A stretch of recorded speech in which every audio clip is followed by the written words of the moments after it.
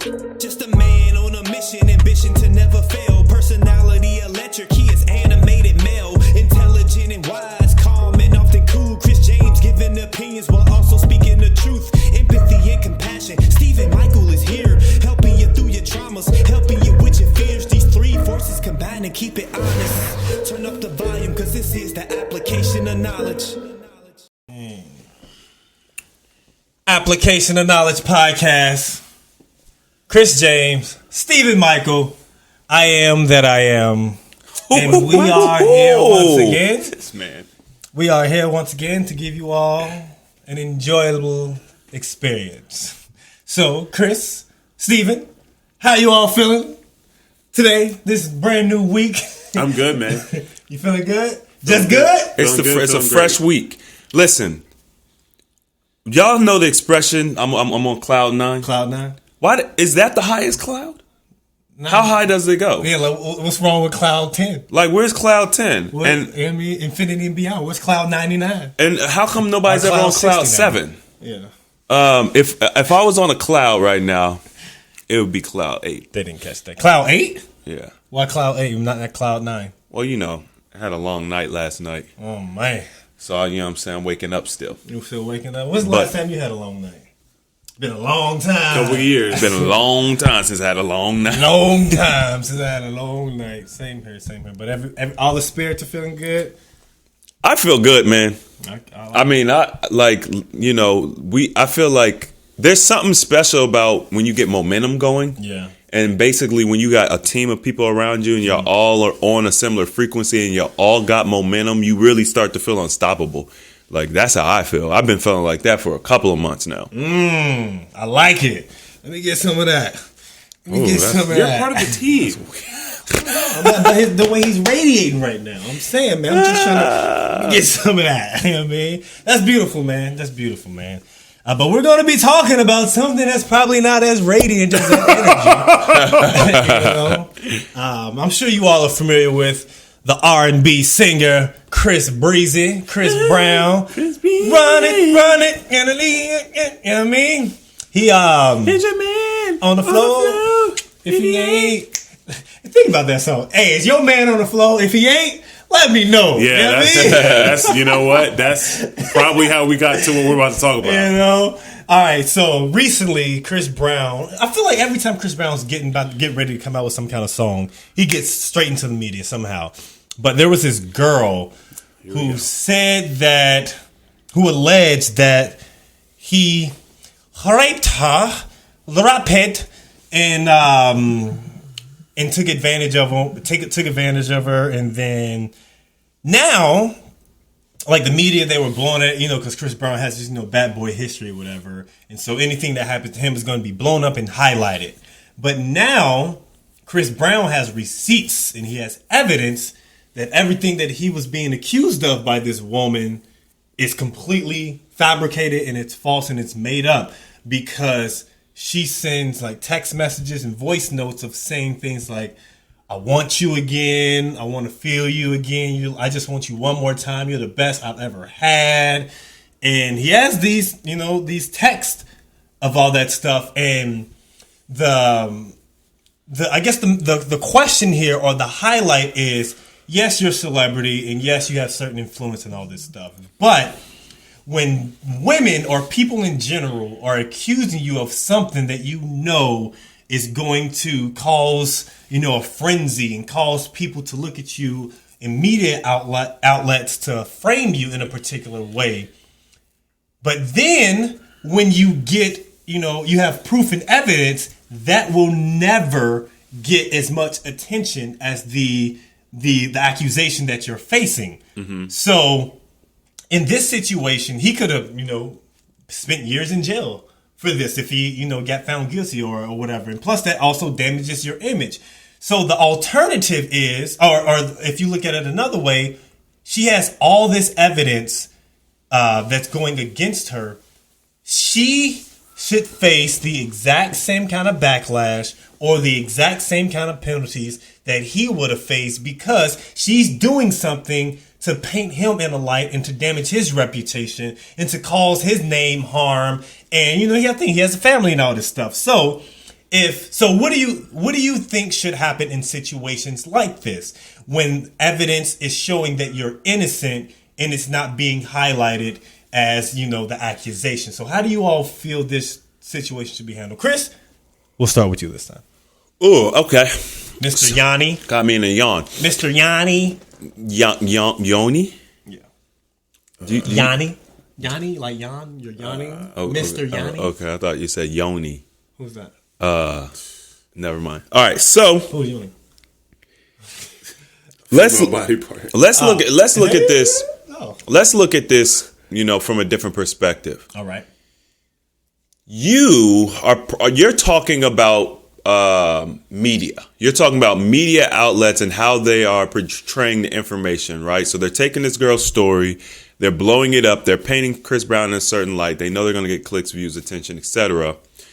That's a business, bro. That's what they're supposed to do. Like, there is no obligation of the news media outlets to tell the truth or to bring you facts or to do investigative journalism. Mm-hmm.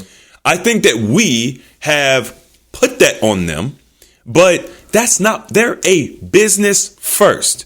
So what they're doing is great for business. Tony the Tiger. And promoting the fact that he has receipts isn't.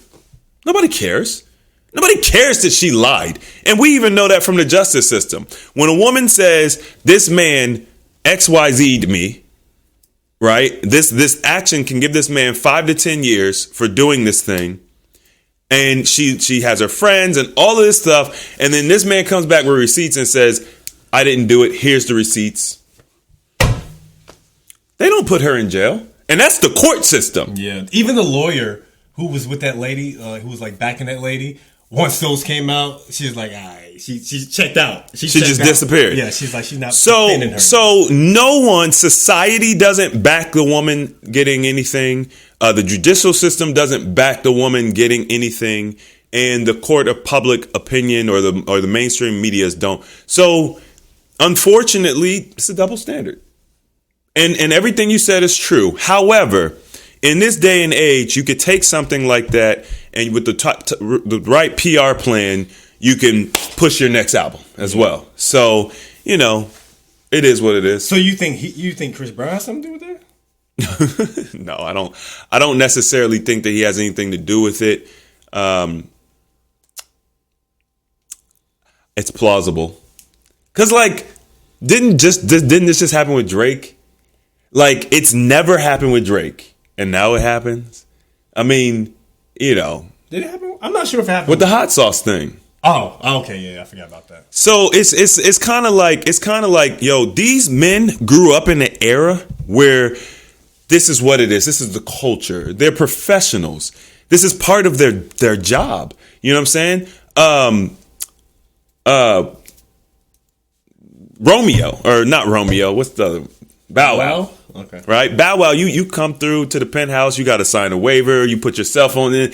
Like, they all know it. So when things get out, yeah, I kind of feel like, it depends on the circumstances. I don't know enough to say that, but I know that they keep this stuff on lock and key. They keep their sperm on lock and key. Like, you know what I'm saying? It's like a professional football player not wearing his helmet. Like, they protect themselves. They know how to do that. Yeah, but how do you think they should?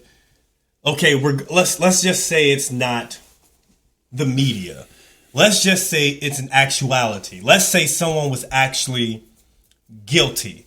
So not guilty as they actually did it, but they didn't have enough evidence to prove that they're innocent. But they believe what the woman said and her pain and all this stuff. And this person was found guilty. They got sentenced to 20 years in jail. But then later information came out that, hey, I was actually lying, and there's more evidence that showed that this guy was actually innocent, but he has already served 15 years.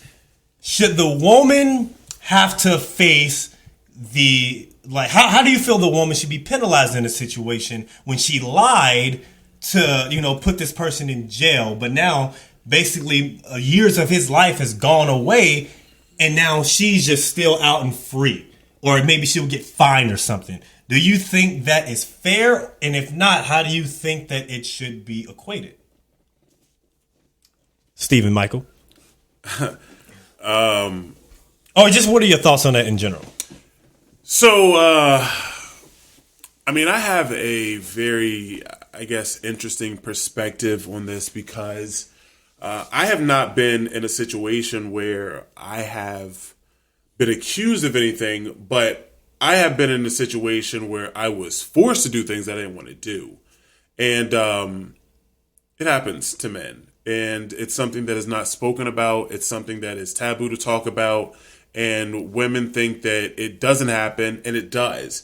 And, you know, a lot of women think that men just want to have sex all the time, and we're just these ravishing dogs, and we're not.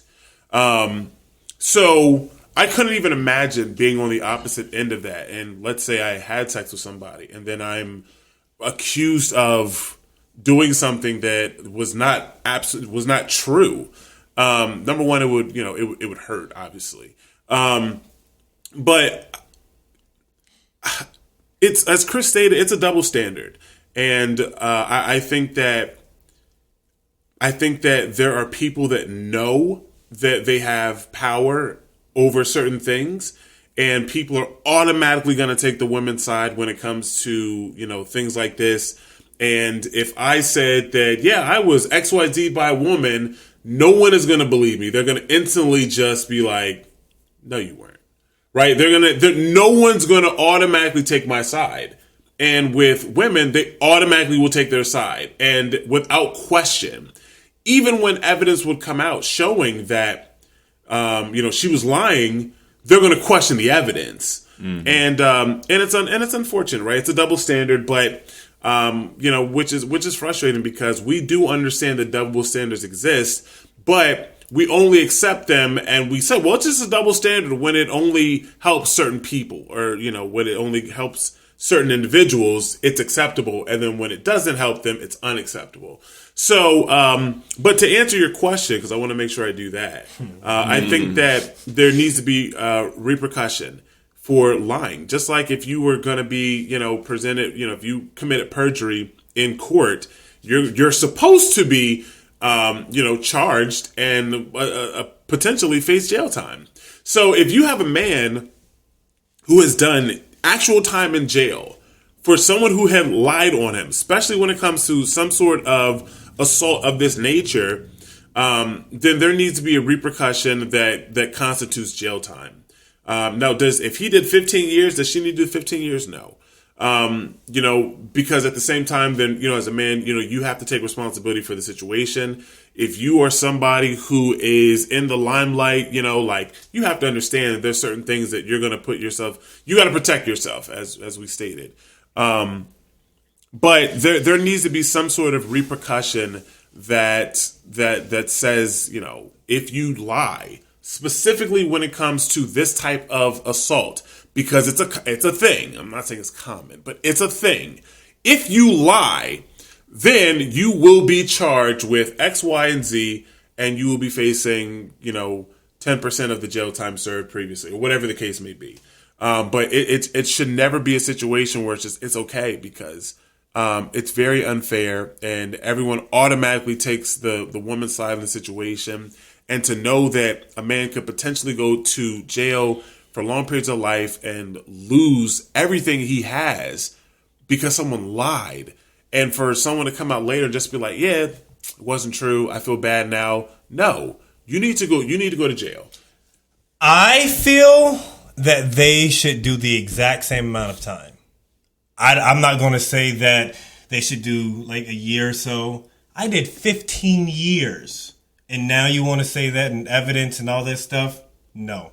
You need to do this as well. Because if you didn't make up this lie or put me in a position to do this, I would not be in jail.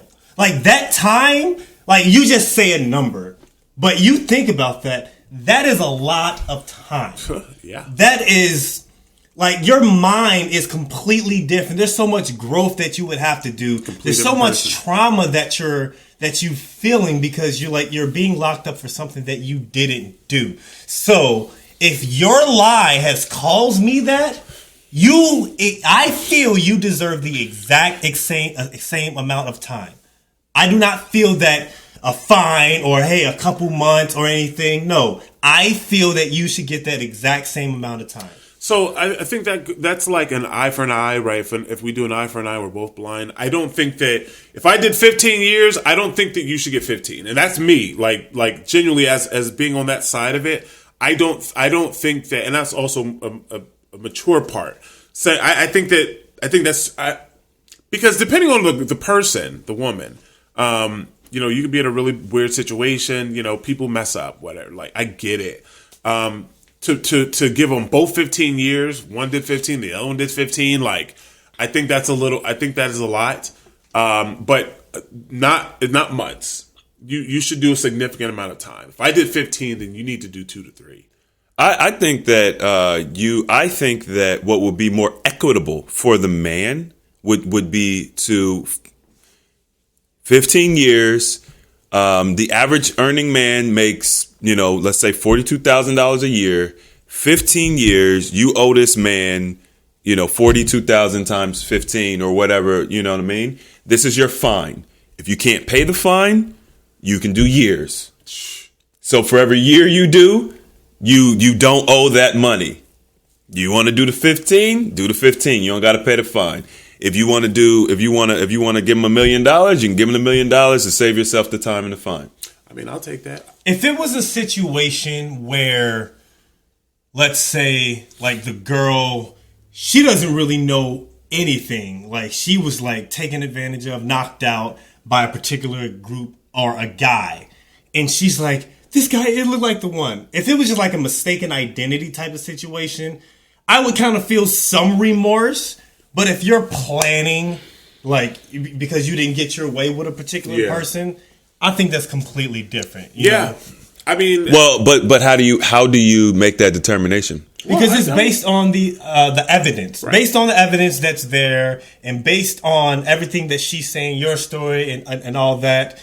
I feel as if there should be some conclusive, like, determining picture that says, okay, this is still gray area, and even in those situations, as you both stated, they will generally, favor the woman in this situation. So you're kind of fighting at odds. But if you don't really, if there's like evidence that shows that you weren't there, but then you have, because the jury and whoever is in the court system is going, they want a victim. They want someone in jail. It's good business. So it's kind of a gray area on how to, properly maneuver that. But if you're targeting someone specifically because of what they did or didn't do, I think they should be punished to the fullest extent of the law. Damn it. There's no law. I mean, that's a hard buy, because you have to be able to prove that not only was she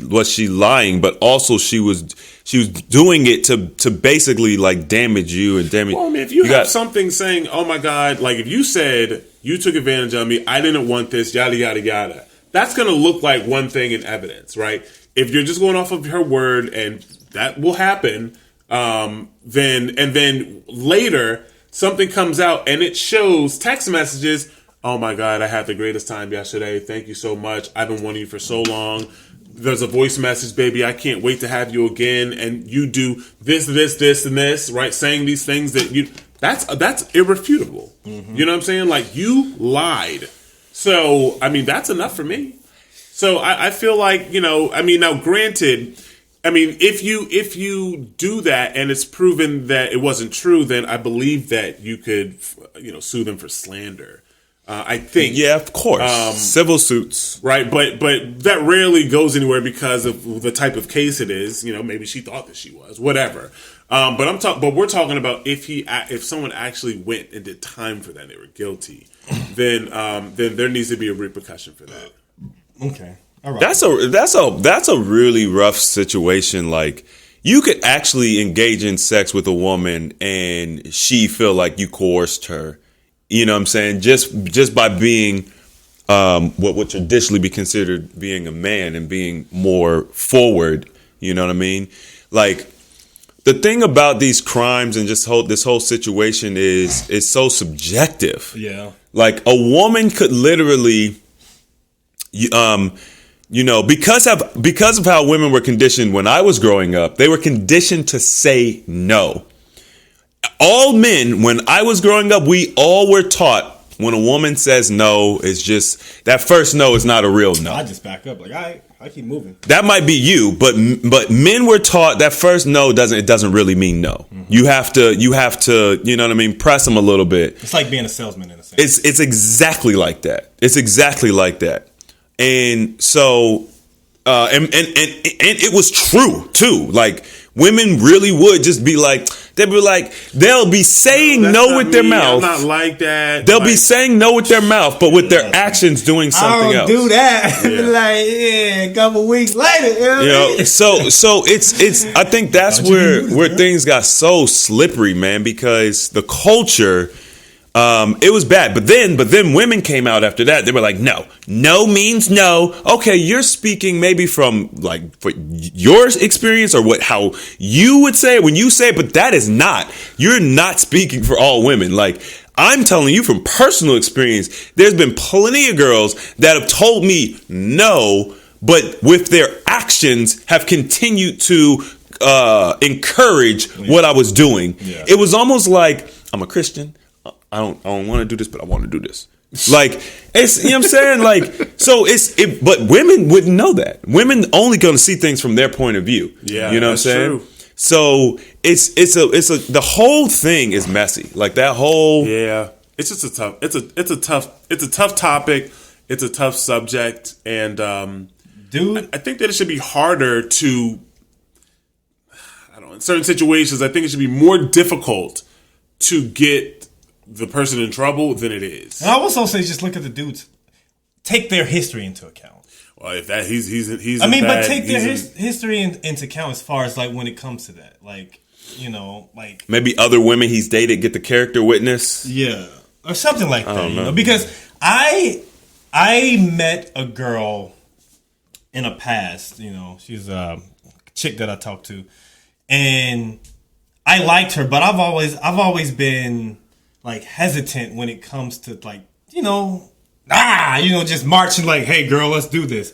And like I met her one time when I think we were in Addison. I think I was in Addison and met her at a bar and I just randomly saw her like, hey, what's up? And we kicked it, hung out, vibed out, danced. And she lived out in Addison at the time, I guess whatever. She lived out in this particular area at the time. And I dropped her off. I was like, all right, I just dropped her off out of the crib. And then I was thinking like, man, I felt like I need to do something. And so I texted her, I was like, yo, I think I left something. I think you left something. You left something in my car. And so I came back. And she's like, oh, where did I leave? I came in, gave her a little kiss. I was like, yo, I forgot to give you this. You know what I mean? Made that move. And she was like, yo, you want to come in? I was like, shit, all right, let's go in. We going in. And she was like, I was waiting for you to do that or something like that. But I don't be knowing, like, what the hell people be wanting, at times like that. And so, got into her crib. It got into the crib, and there was like a dog there. The dog was in the room. I was just like, okay, nice little dog right there. And then we just started talking, we started getting intimate, and all that stuff. And then she started telling me how she has this fantasy. Oh, here we go. Here we go. The XYZ fantasy? Yeah, she has the... Oh, nah. She has a fantasy like that, and I'm just like... I'm just like, I don't like this. Don't make me feel comfortable right now, And then she told me that, and then almost say 5 minutes later, 5 minutes later, she started like yeah, I don't want to do anything, like.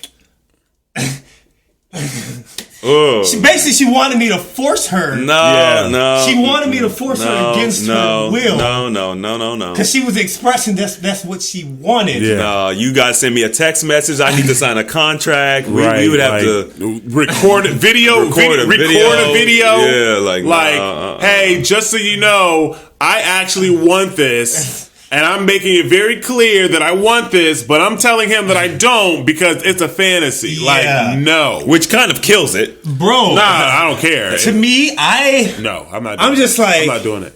Because also, I'm in the puzzling state because, I'm very gullible at times. So if you tell me that you don't want this, I'm like, okay, cool, I'm not going to get you this. Even if you just told me previously you want it, because I'm just like, okay, I'm kind of confused here. Because I'm not that type of dude. Right. That's just, I know people have their kinks. Yeah. And people have things that turn them on. We'll do that in a relationship. for sure. In a marriage. In a relationship sure. and someone that you have this trust, but we didn't have this built, relationship or anything like that.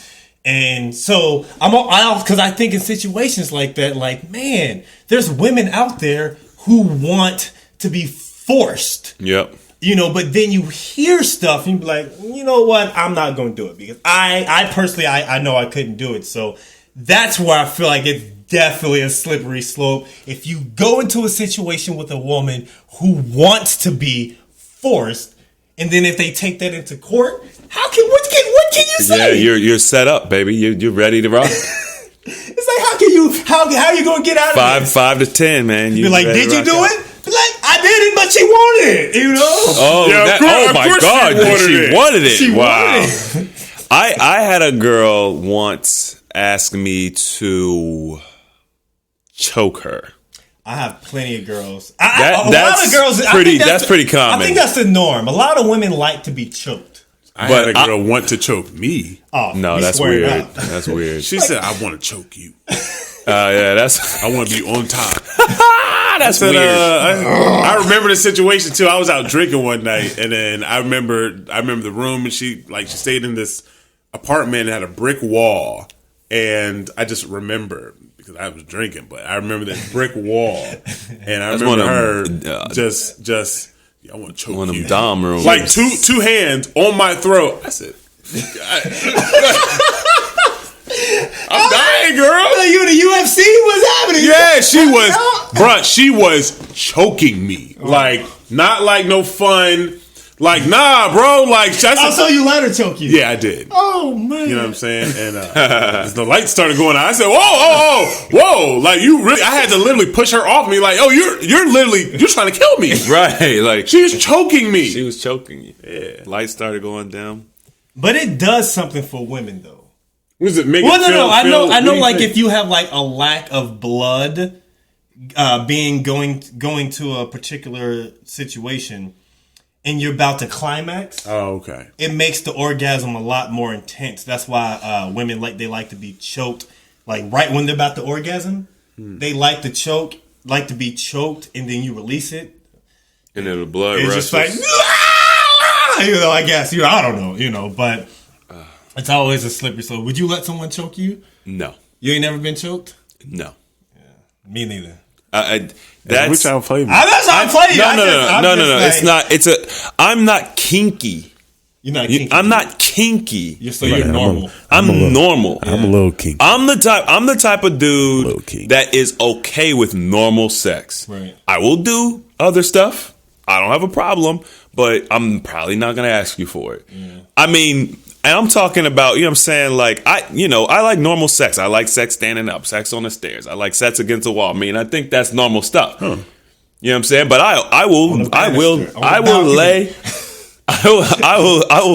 I'll lay right next to you and do the morning sex thing from the back. Like, I'll do all the normal stuff, but like, you want to get some whips, some chains, handcuffs. You don't like whips and chains, man? I've never done it. I don't know if I like it, but I doubt You've never tried whips and chains? I don't need any of that. What these normal girls he dating, man? He dating these old vanilla. You don't need to spit in my mouth, slap me. Oh, yeah, spit in the mouth. I don't need you to do any of that. But you know what I'm saying? Look, at the end of the day, I'm Steven. Steven over here like, yeah, that's it. He is okay. I personally feel like if normal sex isn't good for you, there may be something there. You know what I'm saying? I know I always turn everything into that, but I do, because normal sex should be satisfying. You shouldn't have to do all of that stuff, like Mr. Gray stuff, to get off. Yeah. You know what I'm saying? I'm not saying don't have fun and explore. I'm just saying you shouldn't have to. There's some people that have to do that. More and more extreme stuff to get off. And I'm like, something's not right. Smack me in the booty. Oh yeah, punch me in the neck. Hold on. Oh, punch you in the neck. Clothesline me. Be like, oh, hold on, when we WWE right now. I don't like all that, but you know what I'm saying? You do the spit in the mouth? I'm down. You like the spit This in the mouth? man just goes to the extreme. Because I said that and his ears perked up. No, I said spit. You said spit in the mouth. He was just like, ooh. So hey man, listen, I'm down to try things. It's so funny how we're different. You know what I'm saying? Like we're so different. We're just different, you know. You know, one thing though, I don't like, and this has actually just happened to me yesterday. Yes. What happened yesterday, man? It's not. I made I was just chained up yesterday. He's like,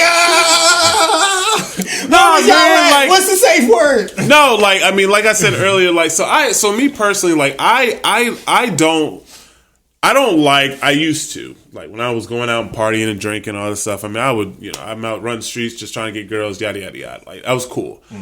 But now, like, you know what I'm saying? Like, I'm an adult. You like, you get know, straight to the point. I'm a different guy, right? So I don't enjoy random sex. I don't enjoy just hooking up, like just with random. It doesn't do anything for me. You know, I think I'm moving. I don't know if you can become demisexual or whatever, but it just doesn't. I don't enjoy just random sex.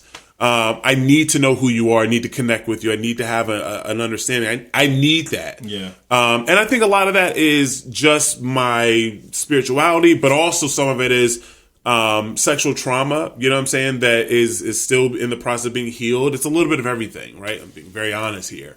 And so I recently, this girl hit me up and she just was like, yo, like, what are you doing? Like, I want to come over. I need you, da, da, da, da. And I'm just like, bruh, like, no. Right? Like, literally, like, sorry, I've been drinking and I just want you tonight. And I'm just literally like, I'm going skating. I'm going roller skating. Like, I'm walking. Like, no, like I don't want that. And now me personally, right? I am, you know, I don't drink, I don't smoke, like, you know, so I need to be in the mood. Like, I need to be, you know, like, so I can't, like, some people, they can just be like, well, I'll just take something. I'm not in the mood, right? Take a pill, they take a drink, and now it puts them in the mood. Like, nah, bro, you just hit me up. Like, I'm about to go to the arcade. I'm about to go skating. Like, that's, my mind is not on sex, women. It's not there. Yeah. So you just hit me up. I mean, I'm literally at the arcade playing games, solo dolo. And you literally just hit me up like, yeah, I'm just trying to come through and da da da. I'm like, bro, I don't want that. My brain's not there. I'm not there. And like, to some people, that's going to be the oddest thing. Like, well, I'm there all the time. Like, I mean, it's like, I'm not. I think that's dope. So imagine that if a girl like hits you up and, you know what I mean, she out drinking this and that, and you're chilling. And she comes through and you guys have sex and she wakes up and she's just like, wait a minute, what happened? How did I get here? Like, could you just imagine? Like, what do you mean you hit me up last night? You called me. You wanted to come over. This and that. Well, I don't remember that. And then maybe something happened at the bar where she just remembers somebody coming to try to touch her and she's saying no. And all of a sudden now it's associated with you. Like, bro, that stuff, I think about that stuff. You know what I'm saying? That's like, interesting. Like, no, I don't want, she's out talking about, I want, like, I don't know. I don't want any of that. Like, if you want to do something, then you can come to me and it can be earlier and then we can hang out and then we can work ourselves up to that point. But you're like, I'm not a little bop. You're not going to just hit me up on a late night. So what if she was sober and there's no alcohol involved? In the same situation, it's still a bit of no. Okay. Because we don't even have a connection enough for me to want that. And every time we talk, it's not been me. It has been sexual in nature as her pursuing me. And I just don't like that. Like, I'm like, I don't like being pursued in the first place. Like, if you like me. You don't like being pursued? No. Interesting. No. If you like me, you can hint it. You know, like, you can even tell me, hey, listen, hey, you're cute. I'm interested. I think you're handsome. Right? That lets me know you're interested. If I like you, you will know it. I will pursue you. Now, I'm a friendly person. So sometimes my flirting and friendly can, they can, but there's a very clear difference. If any woman has ever talked to me, because I have some female friends, they're platonic, who, they shouldn't be confused, but maybe. But if you've ever dated me, or if I've ever like come after you, as in like trying to date you, it's very obvious that I'm trying to date you. So no, but I don't like being pursued. So do y'all think it's a maturity level? There's not an age limit that dictates your kinkiness. Because when you're younger, you're probably more apt to try new things and experiment in the bedroom, and when you get older, you're like, man, I ain't got time for all this, man. I don't know if it's age though. What do you think? It just relates to the person? I think it's just the person, man. Because there's some older women, Oh yeah. that they be like, yeah, man, young boy, you know what I'm saying? I'll teach you something. I'm just like, all right, well, I don't feel like learning right now. So, but then at the same time, you have younger women that are like, older women you dating. I'm a freak. It's just like, I think it's just the person. Yeah. Chris, what do you think? I mean, age has nothing to do with it.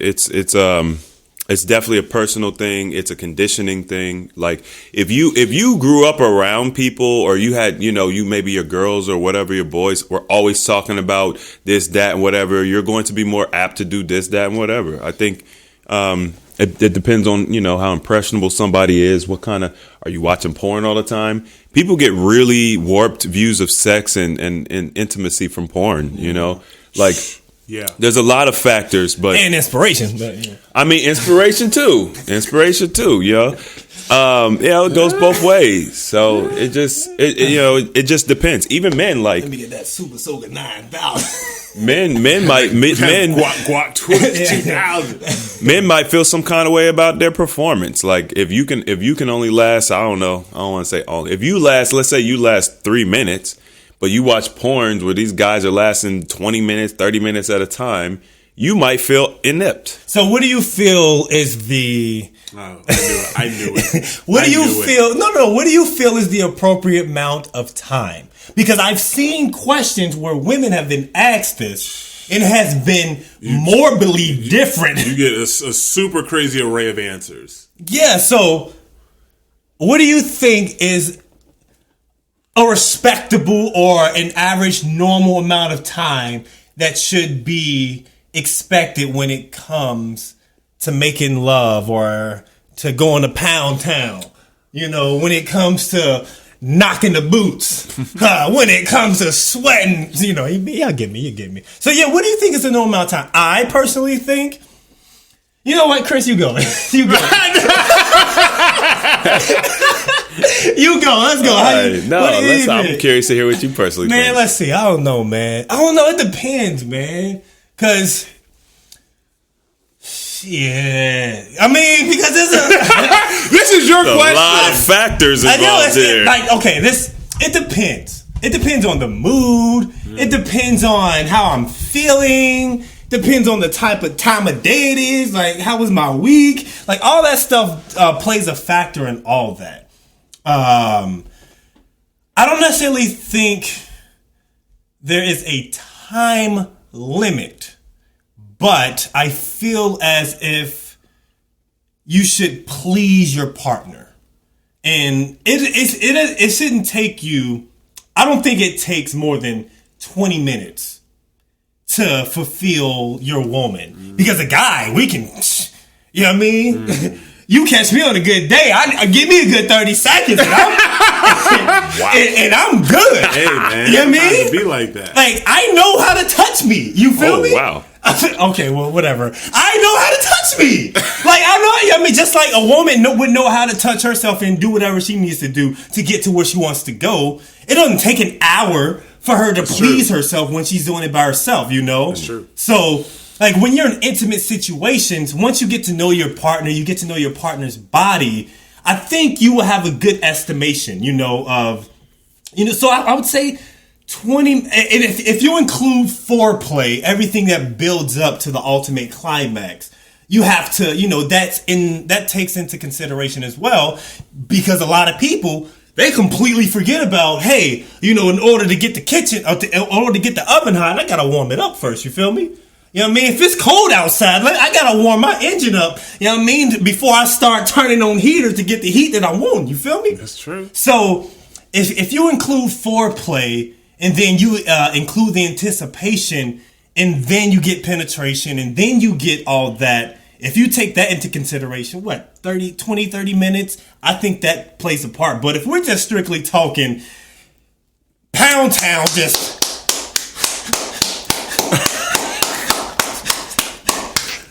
an hour straight, like, bro, wow, like, come on, like that's unrealistic. Like, maybe you see that in videos, but that's unrealistic because they cut and you sweat, you're tired. Shit, I know I'll be getting cramps. I'll be like, I'm getting a little cramp right now. Body breaking down. I'm getting a little cramp. I feel like I'm running laps. It's exhausting. It's an exercise, It is exercise. It's an exercise. So they have all these, I think they base their feelings.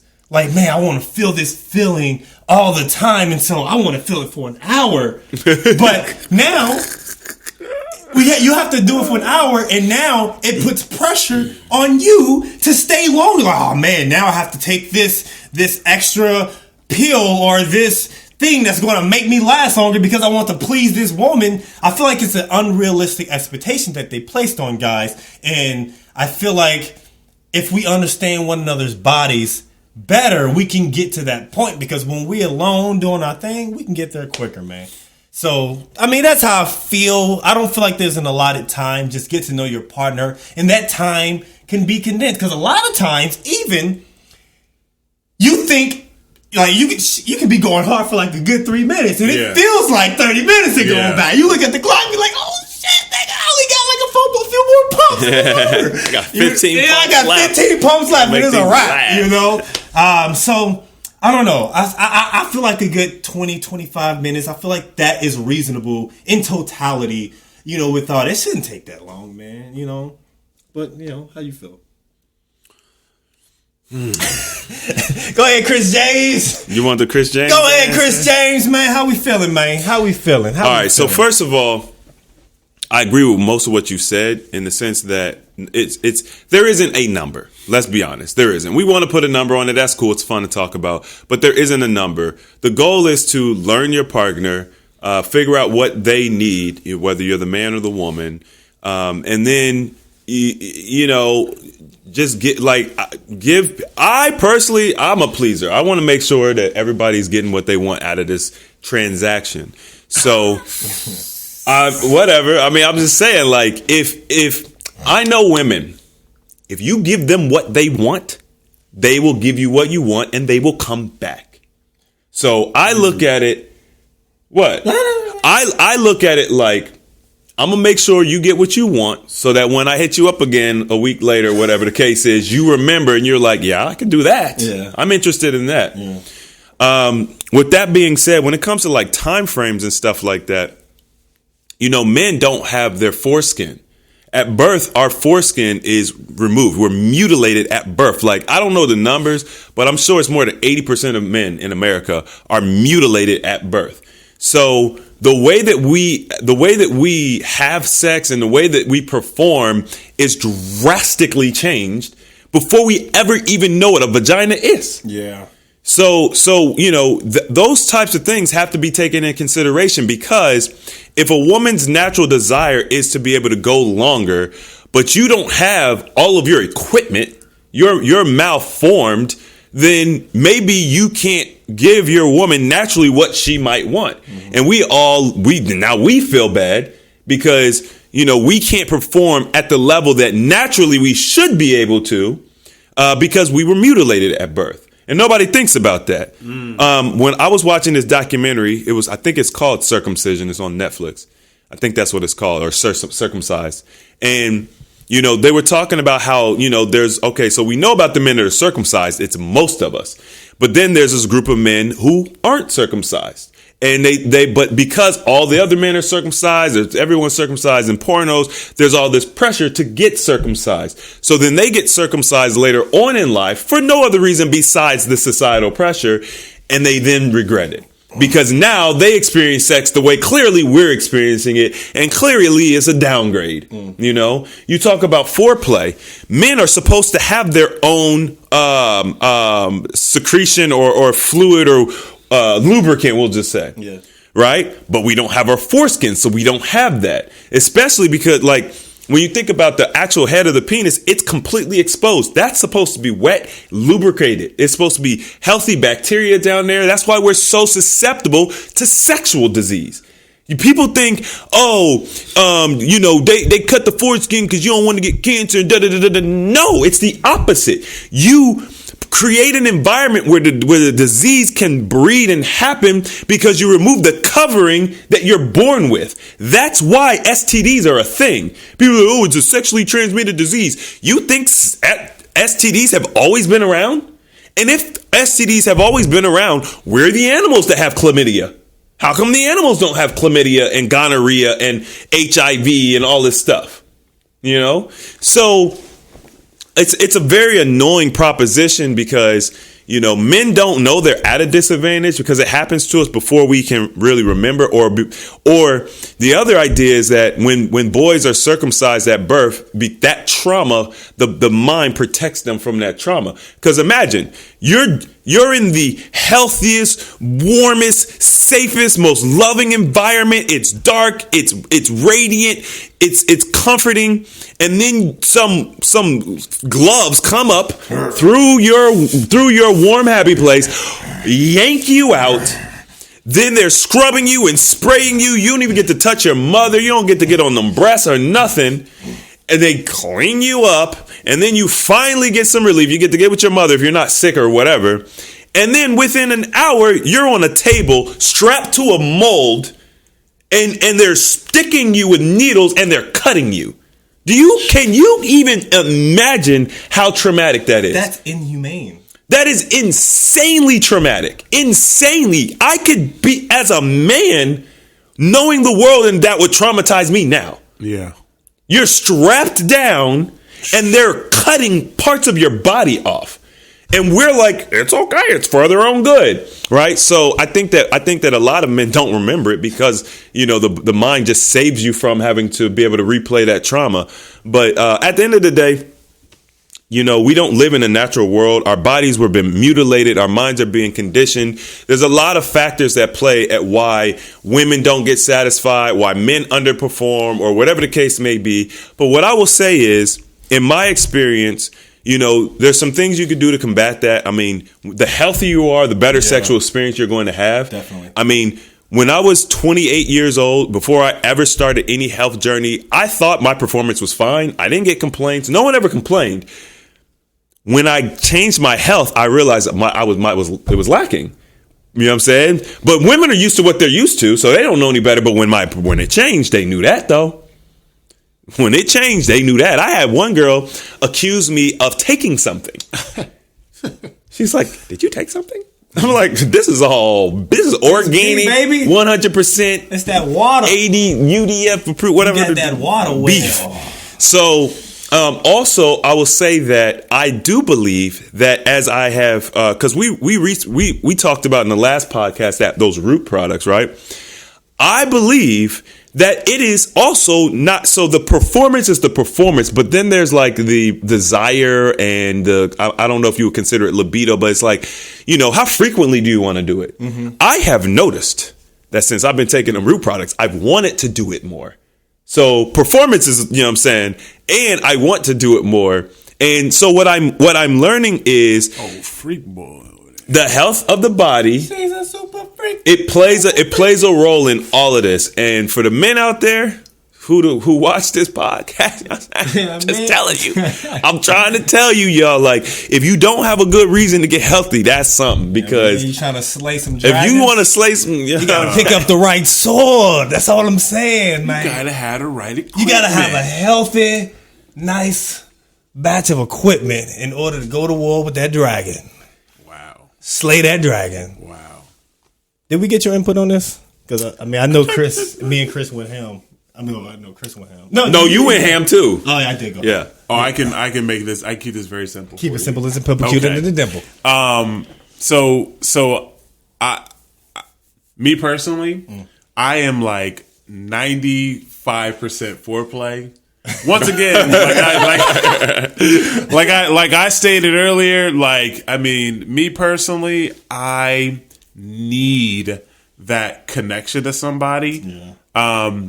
So I like to foreplay. Like, if I'm with you for, let's say we're together, we're talking, whatever, and we go out on a date.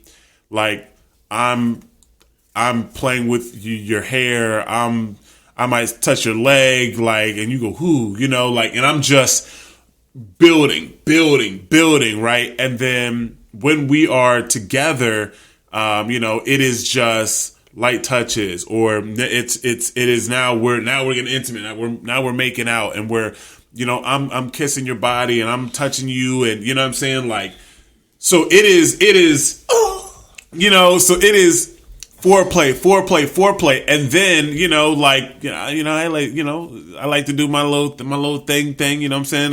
I like light my candles, turn on some Adele. Oh, you're gonna play me again? Just play again.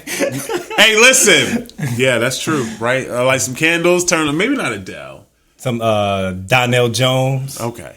So what, Bruno Mars? Hey, don't believe it, just watch. You know what I'm saying? So the whole time it is just building and building. And then, you know, I like to make sure that, you know, a woman gets what she wants. And the thing about foreplay is that it can be all day. Yeah. Yes. Yeah. It doesn't necessarily be. It can be like, you know, going out to dinner, surprising her, doing all this stuff. They can be all day. Yeah. Correct. Mm-hmm. So me being a romantic person or whatever, it is always, if I want you, it's going to be like, you just feel it. You know what I'm saying? And then when we are together and we're in that kind of that quiet space, then it's even more intense. And then my goal before you get chose, before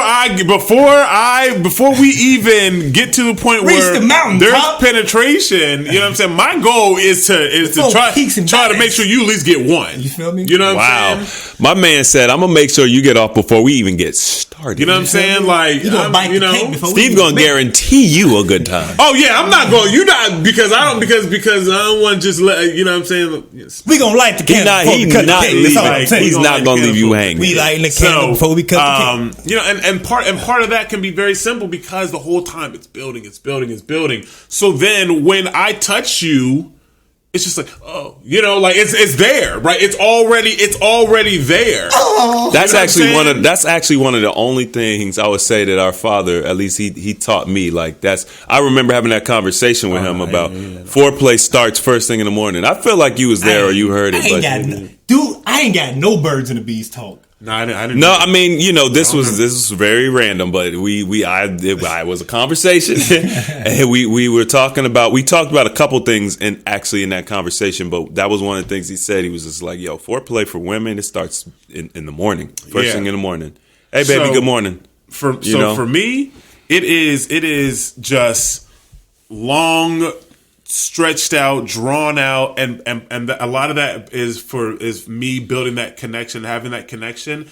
And when you have that and you create that, I mean, you can literally, I mean, there have been my experiences when I create that environment and I know that this is what's happening, then, I mean, for both of us, I mean, we're 2 to 3 minutes and we're both like, this is great. I mean, I've had no lie. I have had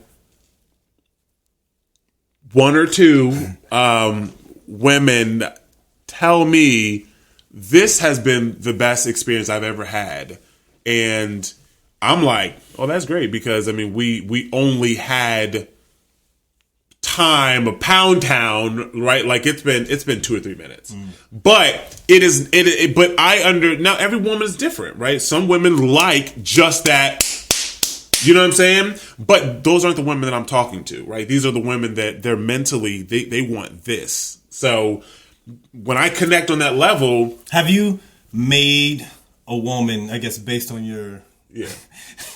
Have you made a woman who couldn't climax before be like, this is the first time I've ever climaxed?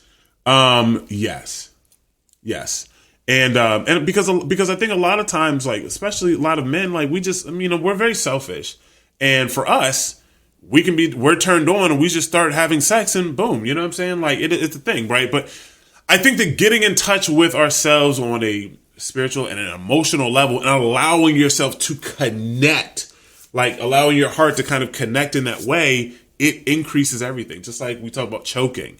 Well, that increases blood flow. That's a connection. There, you know what I'm saying? So when you connect emotionally, it increases the intensity of sex. I mean, literally, I had literally.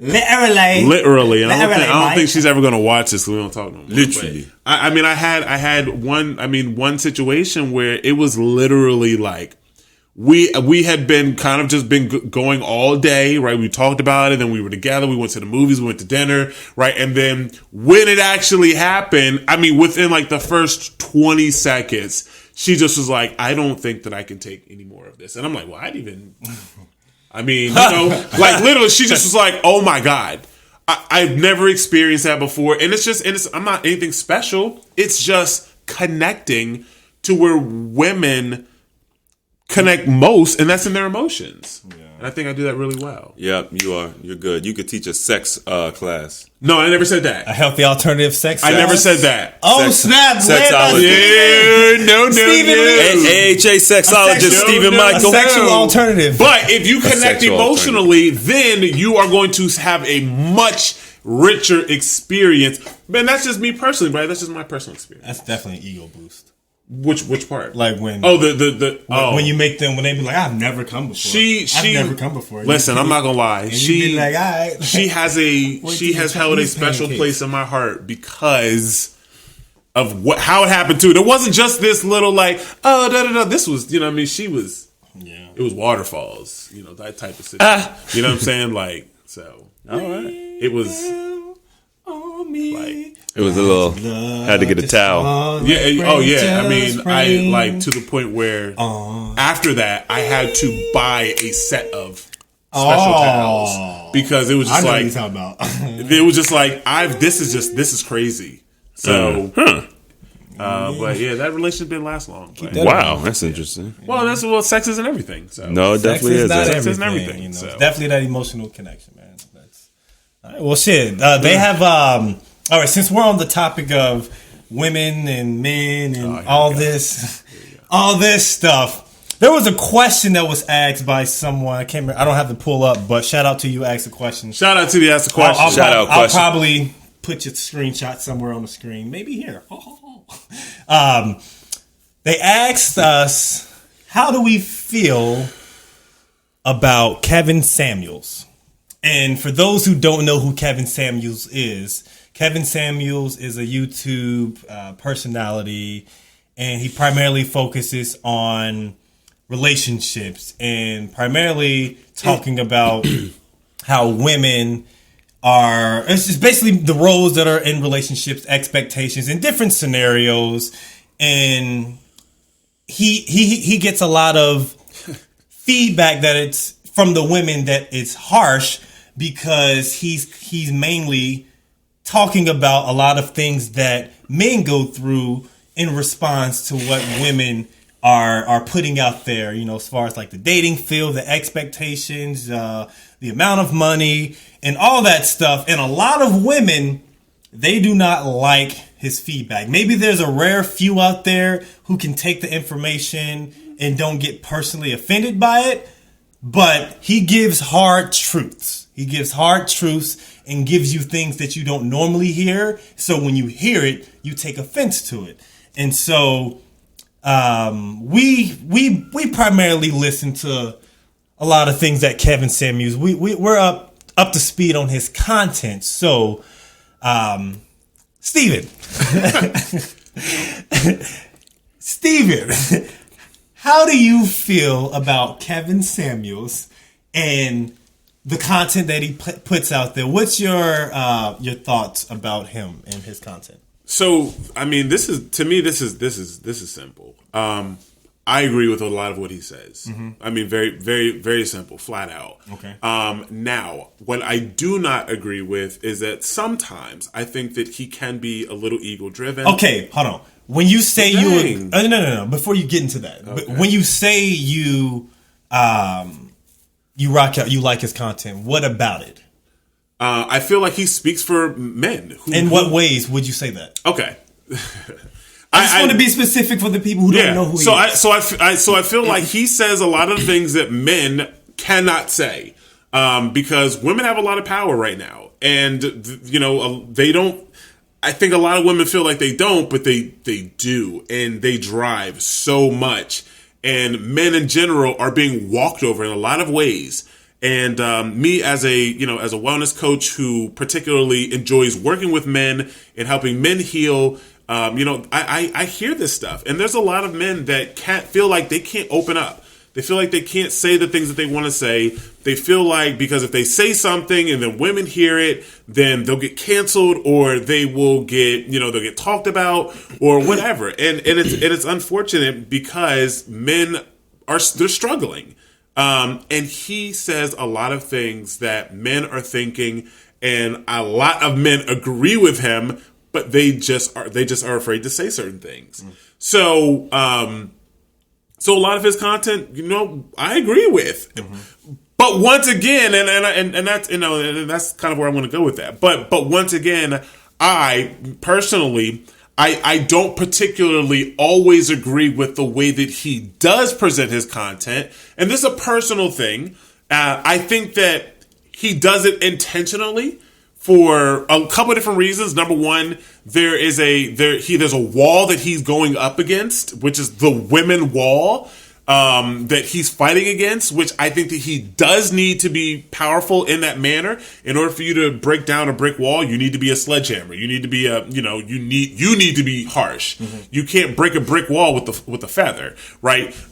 So of course I don't particularly agree with that, but I'm not the one trying to break the wall. So neither here nor there. Some of it, once again, I do think is a little ego driven, a little bit pride driven, right? He can do things a little bit differently. Neither here nor there, but I think that for the women, there's a lot of women out there that you said a small amount, and I disagree. There's a lot of women that I am friends with on my Instagram that say a lot of the stuff that he does talking to women, and I've reached out to some of them. I'm like, listen, I really appreciate you just expressing this to women and explaining things like there's a lot of content that is coming out from a men's point of view, especially in podcasts, that are really kind of now saying, ladies, we feel this way. And for the first time, I think that women are seeing how men actually think, and they don't like it. And it's a hard truth to swallow. And I think a lot of women are being taken back, and they're like, this isn't right. And it's like, no, this is how we actually think. And there are women out there that are like, yo, this is legit. We like this, because they now can look at how men think and then act accordingly. Because men, we look at how women think and we adjust according to how women think. We will adjust ourselves.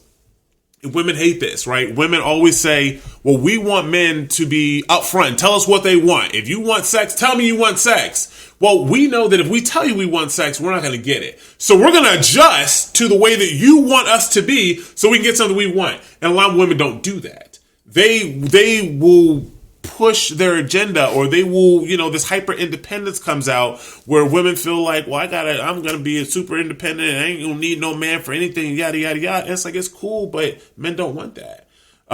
So So I think that Kevin comes out and he's saying this to women like, yo, like, this isn't cool. We don't want this. This isn't what men want.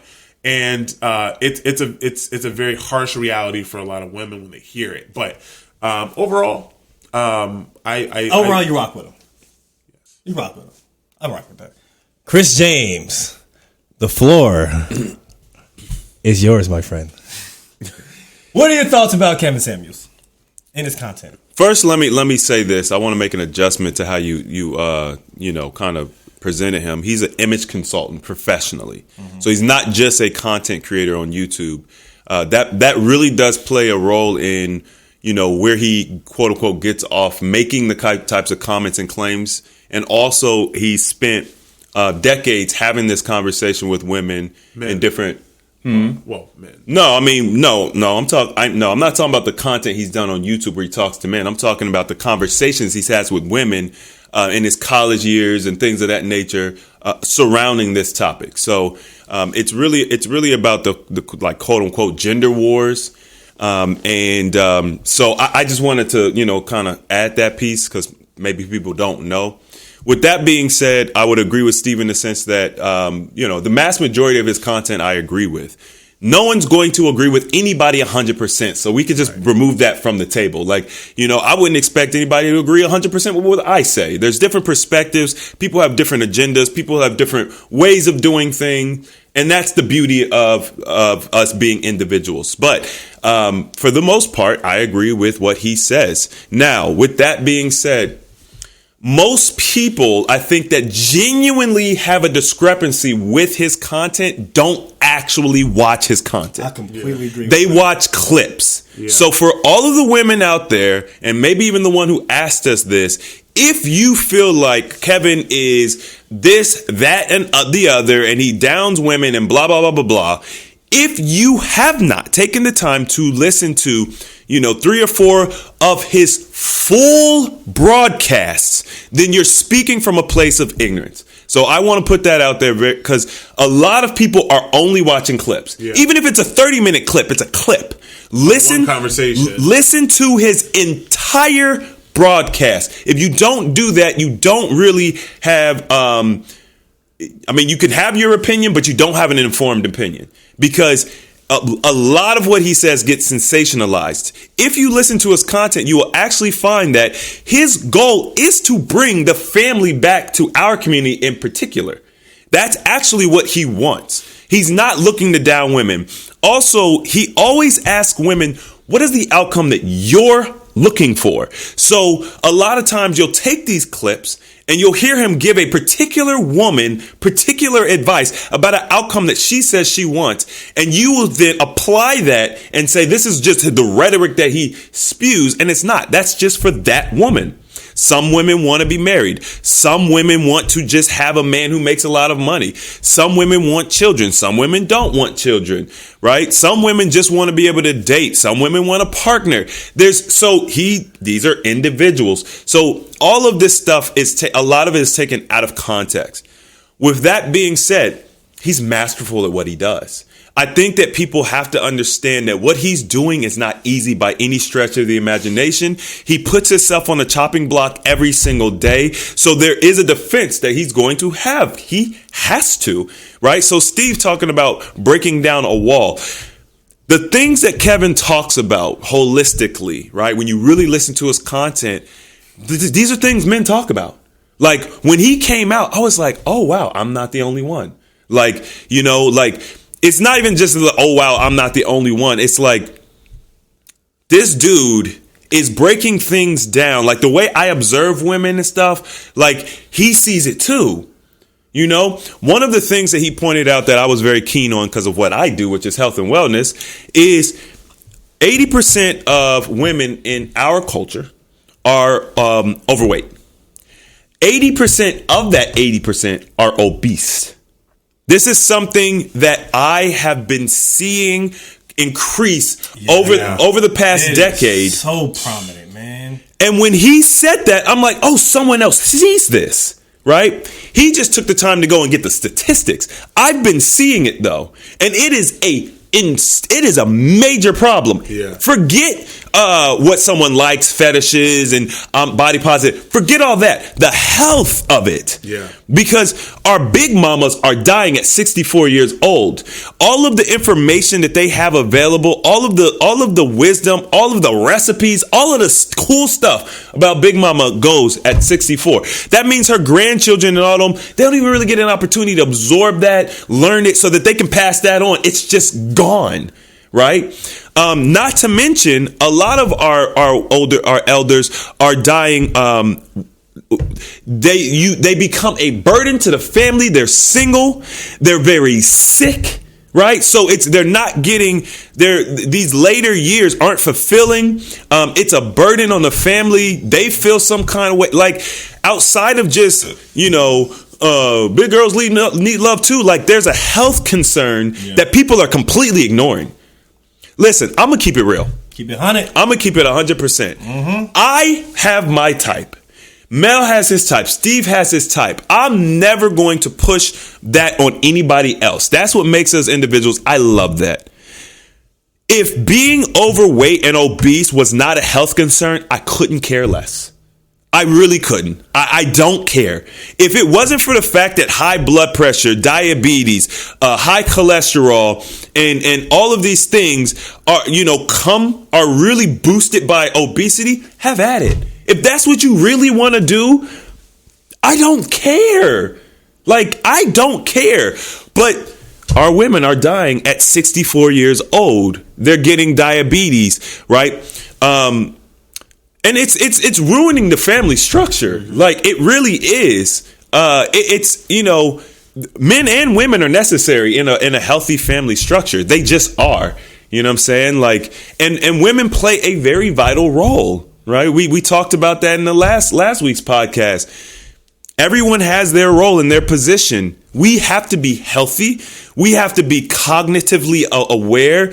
This weight thing is a problem. So Kevin brought this to the light, and he pounds it. Now he doesn't. Big Shirley. He doesn't pound it for the same reason that I do, but at the end of the day, it benefits my cause, which is health and wellness. So I'm all for it. You know what I'm saying? To the point where I'd even be willing to partner with him for those women who want better outcomes with men. Because he talks about it from the standpoint of men holistically don't want that, right? That's the standpoint that he comes from, more of like a visual thing. But but for those women who do want better outcomes with men, the type of men they want or whatever they want, I'd love to partner and be like, yo, come with me. I'll help you get physically fit. Mentally, Steve's going to take care of you, help you get mentally fit and emotionally fit, right? Because just like anything else, right? If we were going for a particular degree, you're going to go to Mr. Sherman's class. He's going to teach you ethics. You're going to go to Miss Taisha's class, and she's going to teach you statistics. And Miss Taisha.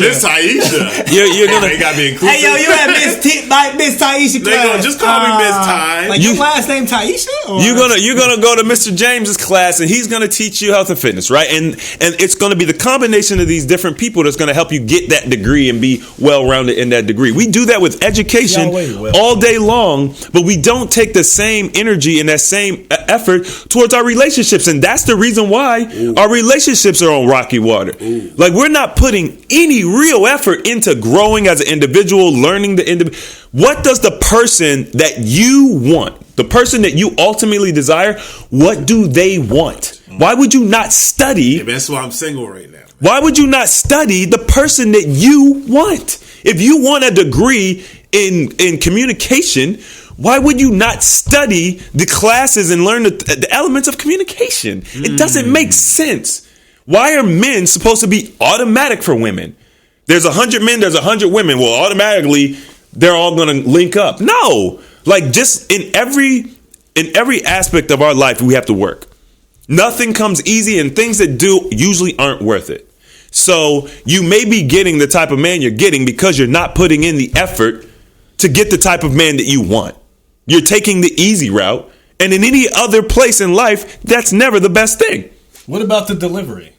Like, because a lot of people, they say that Kevin Samuels' delivery, they'll listen to it. he told them he's all so mean and calling them out their names and all this stuff, and he's so aggressive. What do you say about people who can't get past the delivery? It's the messenger. Well, well, you said two different things here. So as far as the delivery, it's inconsequential because as long as the outcomes are what we all desire, the delivery is inconsequential. But they can't even hear the message because they're so caught up on the delivery. They wouldn't hear the message anyway. The people who are like, the delivery, I can't, the delivery. You wouldn't hear the message even if it was told to you soft and sweet. Yo, baby, I love you, but your weight is a concern. What you say, I'm fat? Like, so, it doesn't matter. Yeah. Take the meat, spit out the bones. It like, people got to do that with my content too. You know what I'm saying? I might not deliver. When I talked about obesity, people were mad. Oh, they were mad. You should go get you a Sarah. You like white girls. They're like, what? This isn't even what we're talking about. Yeah. We're not. Why are you deflecting? Well, that's the problem, right? Because naturally, our women are now 80-80, right? 80% we're overweight. So yes. So if you want someone small, go get you a white girl. Right. We're conditioned now. And my delivery is nothing like Kevin. So why did I get that? See? Delivery is inconsequential. It's inconsequential. It doesn't matter. It's going to help the people that it's going to help.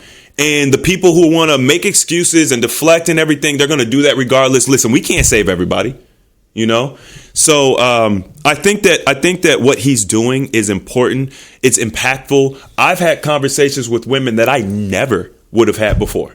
The impact he's having shows through his viewership. The majority of his followers are women. He has a lot of women followers. It used to be men. Yeah. But that's when he was much smaller. His numbers have grown to astronomical. He's at over 102 million on Instagram and YouTube. Do you know how insanely challenging that is? This is coming from someone who's been in the game for 5 years. That is that's absurdly difficult to do. To build it's literally like launching two businesses at the same time. It's very hard to do, and he did it because his content's that good. So when people people want to compare him to like Umar, you should talk more like Umar. What are the outcomes that Umar's getting? You know what I'm saying? Like, Umar has a lot of theories and things that he talks about that I agree with. I think that his focus is in a good place, but it's really all about outcomes at the end of the day. And one of the biggest outcomes that we've all been looking for is the school.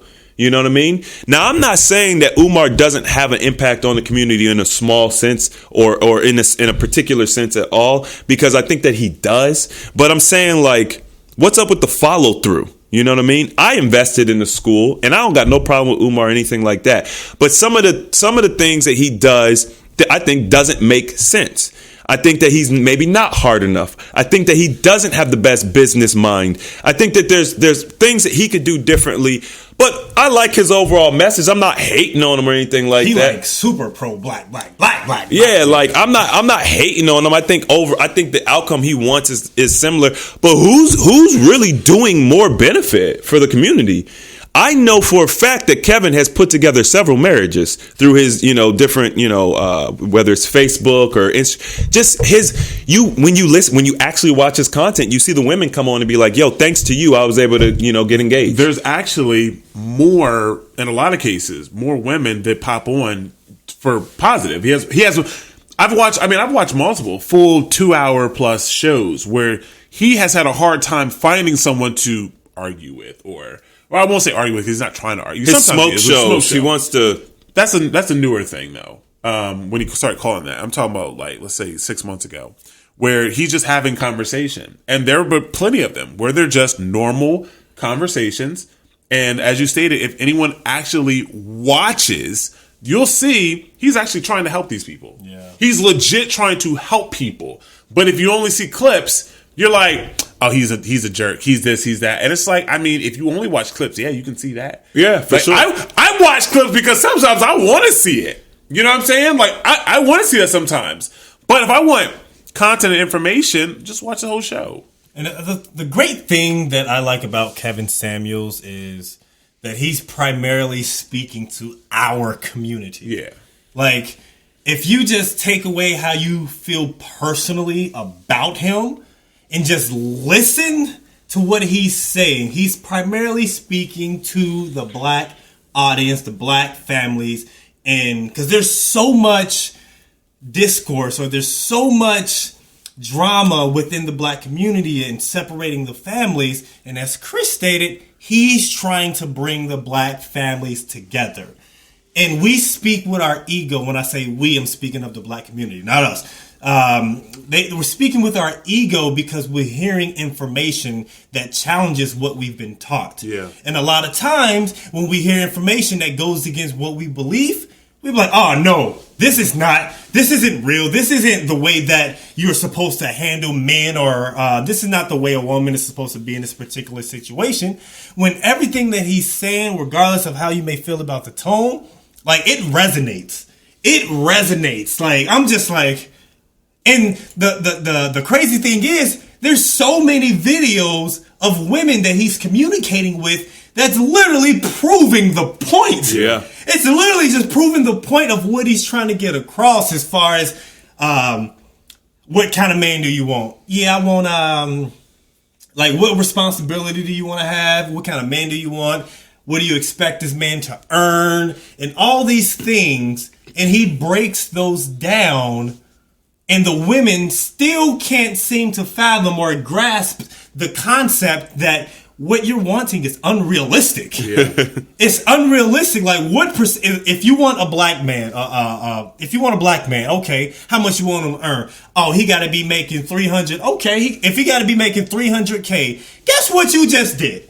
You just literally eliminated half 95. Yeah, basically the entire race of men, of black men. You've basically alienated yourself to not even pick from the cream of the crop. And when you think about that, a man who's making that amount of money, why would he choose you? Right. If you're overweight, you're obese, you have all these, baby daddies, and in what world would he say, you know what, I want this in my life? Right. Think realistic about this. It may be hard and harsh to hear, and it may not be something that you want, because this is going against what you believe should be in your life. It may go against that, but it's the truth. And if it's the truth, accept it, learn from it, and then change your lifestyle, your habits, your beliefs, and everything that you've been taught. And just listen. Listen to what he's saying, because everything that you've been yielding is showing the opposite of actually what you're getting.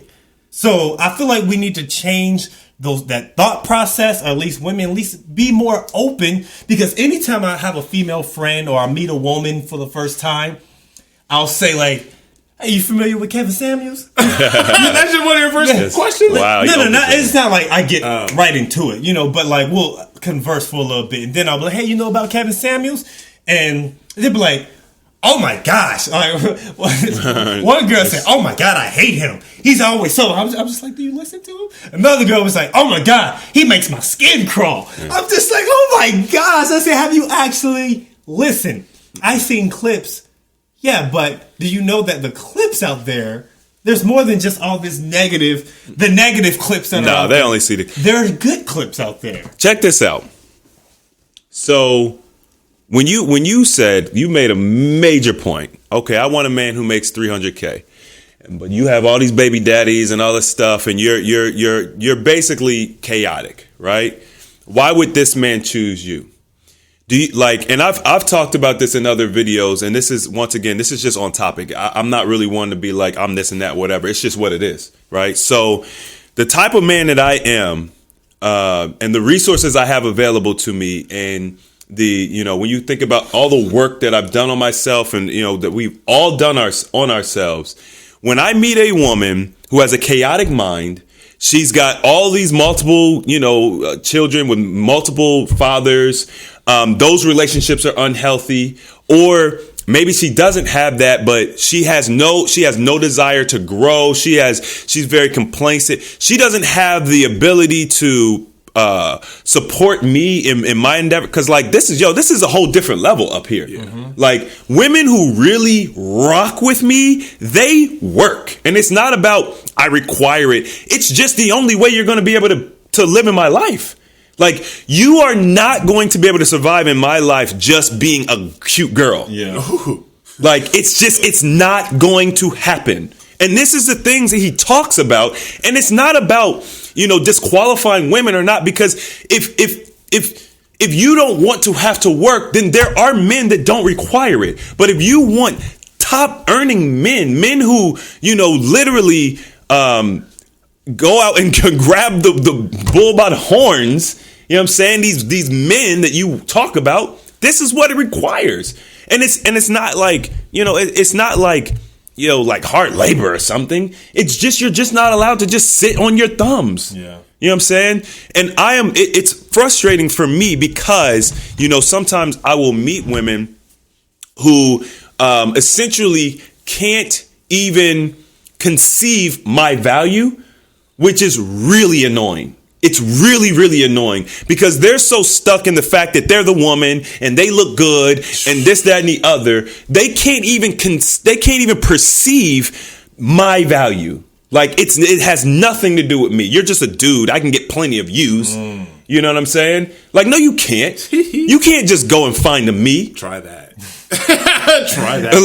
Like it's I know my value. So when I meet somebody and I'm interacting with them, I'm learning where they could potentially fit in my life, and I'll also communicate. Like if you want more, if you want a different type of relationship, these are the areas that need improvement. What's wrong with that? Nothing. Like I would love.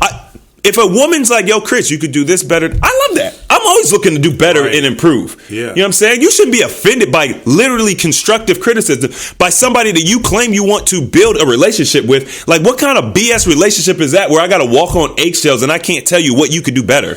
That's stupid. Not doing that. You know what I'm saying? So if you want more, I'll give you the blueprint. And I think Kevin is really giving women the cheat code. Yeah. Because what he's saying is true. Like, a lot of women think he's just making crap up.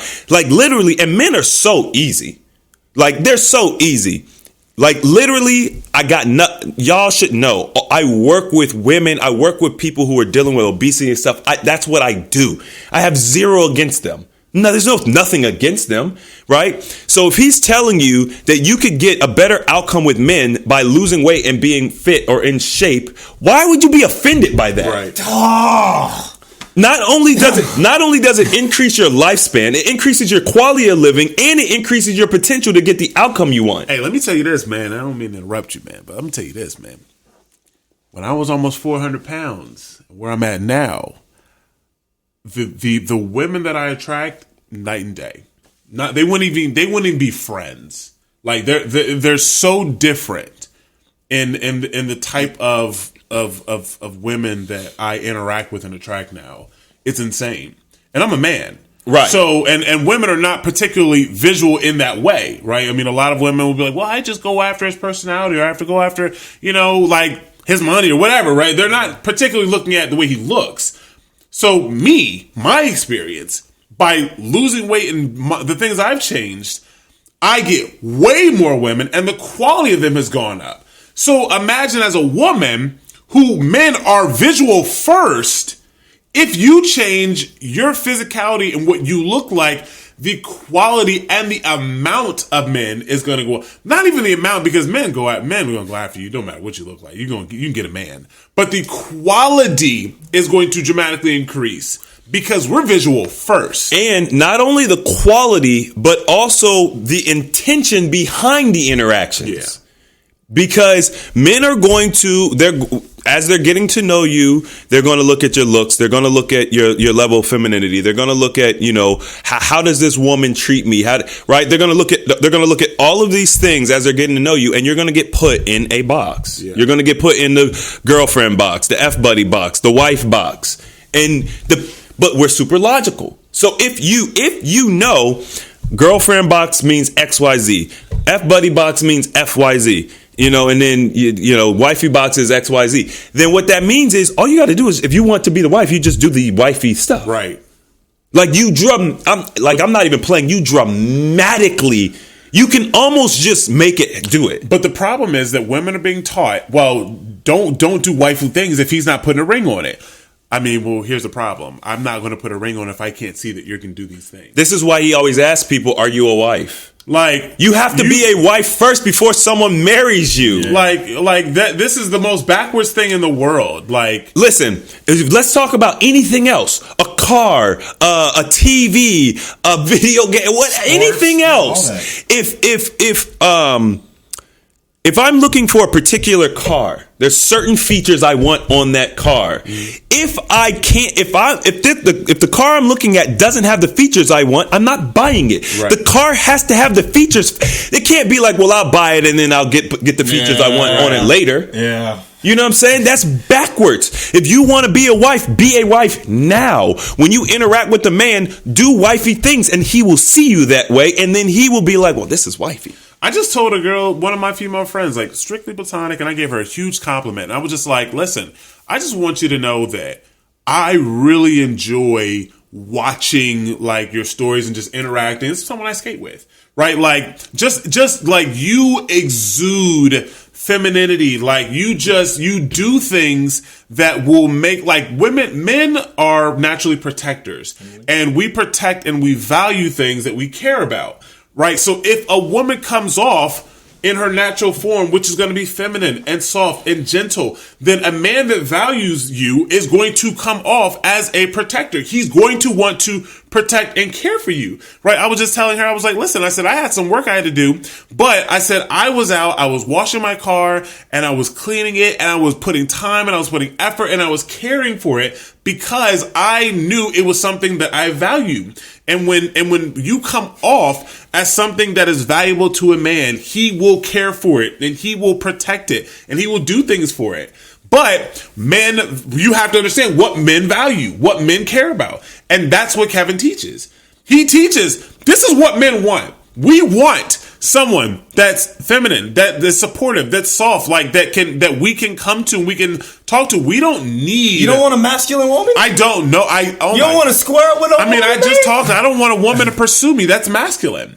Don't pursue me. I don't like that. I've talked about this before. Like, the more you chase me, the more I will run. And I'm not running as in joking, like, come to me. No, like, I'm running because it's a no.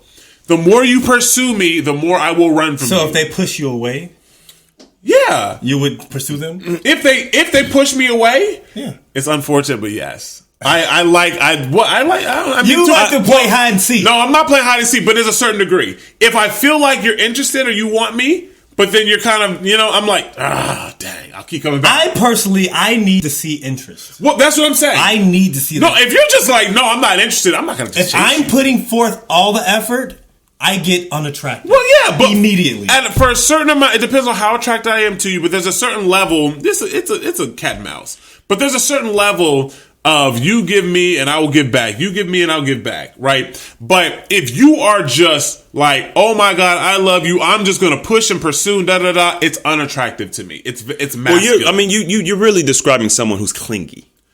Pursuing a man is one thing, which nothing here nor there. But I'm saying, like, in generally speaking, men don't like clingy women. I mean, if that's what you want to say, I mean, but pursuit is a masculine trait. No. I give you that. I'm saying, like, now it sounds like you're, now it sounds like you're. I was going to get deeper into it, but I'm talking about, but my original statement was pursuit. Yeah, and then, don't keep. If I'm not saying, hey, let's hang out, don't keep asking me to hang out. You know what I'm saying? Like, if you will know that I want you by my pursuit of you. And maybe this is a Stephen thing, but I don't think that you guys want that. I don't desire a woman to pursue me. You want a woman to chase you? I said I don't desire a woman. Okay. She needs to show interest. That's different. I do not do cat and mouse, right? But like, show me interest. Right, we talked about it a few podcasts ago. Drop the handkerchief. Right. Show me interest. Yeah. I'll do the rest. That's all I'm saying. But don't actively be trying to, like, go out of your way to, like, run or anything. Yeah. Like, make yourself available. A popular thing right now is I return energy. Right, that's a real popular thing. I know exactly what women mean when they say it. It's not from a positive standpoint. It's always negative, meaning that If you say I'll match your energy. If you say you're busy, I'm gonna say I'm busy. No, just be you. Yeah. Like some men are busy, and the funny thing about it is it's just illogical. Women want these guys that are the kings. They're the slayers of dragon. They grab the life by the horns. All of this stuff. They make all this money. They're the man of the man. But you want him to have all the time for you? It doesn't make sense at all. Like, I'm gonna tell y'all right now, anybody out there that has any interest in Chris or whatever, I don't know what y'all might be thinking. I don't know. I don't really look at myself that way, but I'm gonna give y'all a little heads up. I'm not going to be thinking about you or spending all my time with you. There are so many other things that are so much more important to me than pleasing a woman. I'm not saying it's unimportant, and I'm not devaluing women. Women are extremely important, but I'm not spending all my time and energy on you. That goes towards my passion, like the work that I do. The people I help are far more important, right? Because we have a problem culturally, and we also have a problem nationally, and we have a problem internationally through, our health, our wellness, our mental, our cognitive function. Like, we have major problems. Why are we ever at war with anybody at this point in time? Bro, we just signed a bill that gave Ukraine $16.9 billion. Like, and I'm not saying, well, depending on what you believe, right? They need help, yada yada yada. Neither here nor there, right? But I mean, $16.9 billion when our gas is $4 a gallon. Like, and he's talking about he's afraid to release more barrels. I mean, we went to California and the homeless people. I mean, it is insane the amount of homeless people that are out on these streets. $16.9 billion when people are trying to get $15 minimum wage, when inflation is the highest it's ever been. $16.9 billion. Bro, we got all these problems at home. Take care of home first. We don't have to help. We're not the world. Do you see China out here helping everybody? China's one of the oldest nations. You see China out here giving everybody money like this? No. Why? Because they're smart. They've been around. They know what's up. We are the newest kid on the block. And we're trying to make a name for ourselves. This is all stupid. It's crazy. This is at the end of the day, we got to learn to take care of home first. People want to focus on other people's problems because they don't got to deal with their own.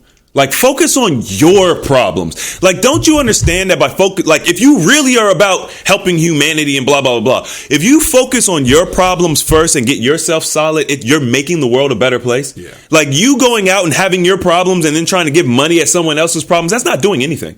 You're not helping anything. You're just, it looks good. It sounds good, but ultimately you're not making an impact. My goal in what I do and what I have already established, I have made an impact. I'm going to continue to make an impact. My impact's going to grow greater, and we're going to do even better things for the world. We're going to positively impact the world, and that's far more important than whether or not I can take you out on Saturday night. You know what I'm saying? And my thing is, I'm not neglecting it, but you're going to have to understand that, and it's a job. Like, you know what, man? But there's a place for a woman in that network. Oh, 100%. Like, that's why I say that my number one thing for anyone out there that wants to talk to Steve, right? The number one thing that I need is support. And I'm not saying support is in just give me back rubs and da-da-da-da. Like, nah, right out. I want a back rub. I mean, I would too. Dude, you know how many hours I've gave back rubs? I mean, hours. Ooh, I'm sitting here. Just I'm simping. just 2 hours. I only get a 5-minute back rub. 2 hours? Oh, my God. But you know what I'm saying? Like, when I say support, all the stuff that I'm doing, like, come in and say, you know what? I have some free time. I can help you with some of this stuff. Right? I can help you get this logo created. I can help you put this package together. I can help you do this. I can help you do that. This is support. Just make my life easier. Yeah. Make my life easier. Make stress-free. Don't add on to the stress. Right. As much as we like to better ourselves and, commit ourselves into our work, the last thing that we need is a headache and feeling like we're letting our partner down for the continuous stress they like to place on us because they're feeling like their needs aren't being met. And it's unfortunate. Like, it's just too much stress, man. But I think what Kevin Samuels is doing, I think it's dope. I think people who are, I guess, resistant to listen or resistant to change, just give them a chance. If somehow, some way, if you can find it in your mind or in your capacity to accept, just give it a shot and don't take things personal. Because a lot of people, they're tying in their personal feelings about what's logistically and factually being stated. Like, it's factual that a lot of people in women in that black community are overweight. Like, these are statistics. Like, stop feeling about statistics. You know what I mean? Just, it's a fact. It's a fact. You know, it's just a fact. So I would encourage everyone out there to check them out and don't just listen to a clip and allow that to dictate how you feel about something. Because look how the world is moving. You look at a clip of someone talk, even the clip that I have of Chris talking about something. Yeah. Even a clip that we posted on our Instagram channel. People take that out of context, and I'm just like, the power. They are listening and here. I'm just like, okay, people just hear what they want to hear, you know. Listen, I'll say this. If you don't care, maybe you're in a relationship and you have a happy, healthy relationship. You don't need to listen, Kevin. I mean, you don't have to. Yeah, you don't have to. Yeah. Or if you don't want better outcomes with men, like if you're not interested in having better outcomes, you don't need to either. You ain't gotta do it. Nope. You know what I'm saying? It really depends on what you want. Like, some women will swear this: I don't want a man, don't need a man, ain't gonna get a man. Hey, okay, cool. Kevin, you have no reason to listen to him. Yeah. But what I will say is, if you are interested in being able to communicate better with your man or potential man or future man, whatever, if you do want better outcomes, if you do want to get married, if you do want to be able if you want to be able to understand what it takes to have one of these quote unquote high value men or whatever the case may be, then he might be someone you want to listen to because he has knowledge about these things. Mm-hmm. It's the same thing about me. Like, if let's say that you're Lizzo, you have zero interest in wanting to be healthier or whatever the case is, why would you listen to me? It's just going to trigger you all day long. Yeah. Like that, you know what I'm saying? Like, come on, people, like, you know. Yeah, there's no point of trying to listen to someone who wants to see you do better and you're completely not wanting to do better. You're just going to get triggered, you know. I think it's a conversation that people can continue in the comment section by letting us know your questions and how do you feel about this. I'm sure you all be rubbed the wrong way, but I'm sure we've rubbed some people the wrong way today. You know, it's all Ruffled good, man. We rubbing some people the wrong way, and we rubbing some people exactly how they like to be touched. Yeah, how you like to be touched? You know? We X, Y, and Z. X, Y, and Z. So make sure you all. We don't want to talk about that. You know, X, Y, and Z over here. Make sure you all subscribe to the channel if you haven't already. Share the video. Share it to people that you think would enjoy it, and share it to people you think could learn something from it. Okay. And we will see you beautiful people later. I am that I am. And Chris James is Chris James. Stephen Michael, we will see you beautiful people later. All right? Peace. And love.